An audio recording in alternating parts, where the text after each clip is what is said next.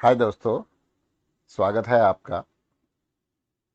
मुझे बीच में ही अपना विषय बदलकर कुछ कहना पड़ रहा है। दोस्तों, जीवन को बिल्ड तो बाद में कर लेंगे, लेकिन एक करंट टॉपिक, उस मुद्दे पर, इस महामारी पर, आपदा के समय जब प्राणों पर संकट हो तब बात गंभीर होनी स्वाभाविक है। जैसे कि कोई भूखा व्यक्ति अगर हो तो सबसे पहले भोजन ही उसकी प्राथमिकता है। उसी प्रकार इस महामारी से हमें बचना है, और केवल हमें ही नहीं, पूरे परिवार को बचाना है, सभी को। मेरा एक छोटा सा निवेदन है कि हम घर में एक रक्षा कवच डेवलप करें, बनाएं। जैसे मोती सीप में होता है, ठीक उसी प्रकार। और यह संभव है सामूहिक प्रार्थना से। इसमें परिवार के सभी सदस्य एक साथ एक समय, जो नियत हो, फिक्स हो,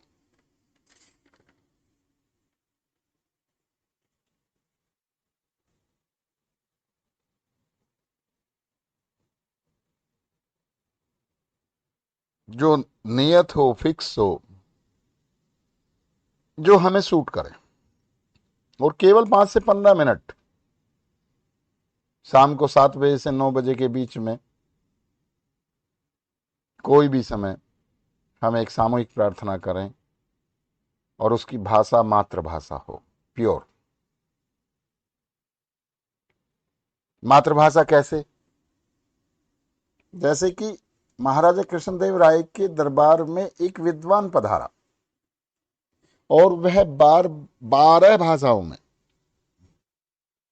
महाराज की स्तुति, बार बार मंत्र गायन कर रहा था।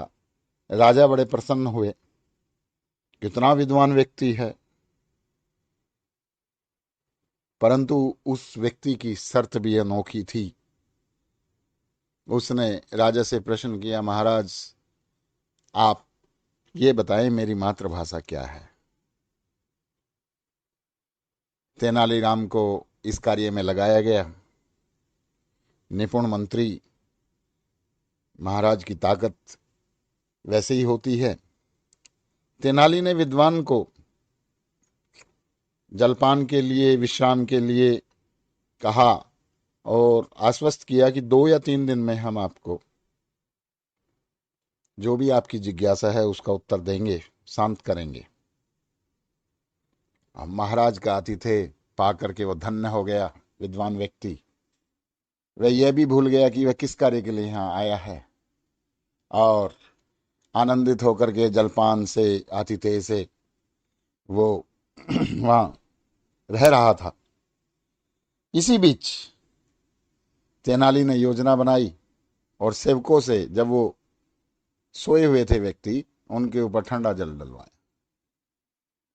अब महाराज वो नाराज होकर के बड़बड़ाए कन्नड़ भाषा में, और सेवकों के ऊपर भी बड़ा उन्होंने नाराजगी जाहिर की। जब यह हो चुका तो दरबार में आकर के उन्होंने कहा, तेनाली ने, कि महाराज आपकी जो मातृभाषा है वो कन्नड़ है, ना मलयालम है, ना तेलुगु है। आप कन्नड़ भाषा आपकी मातृभाषा है। ठीक उसी प्रकार से जब हम अपनी मातृभाषा में, अपनी आंसुओं की भाषा में भगवान को, परमात्मा को पुकारते हैं, प्रार्थना करते हैं, उसमें बड़ी ताकत होती है। और यह ताकत एक रक्षा कवच डेवलप करने के लिए सारे सदस्य एक साथ मिलकर के, बैठ करके इस कार्य को अगर हम करें, तो मुझे विश्वास है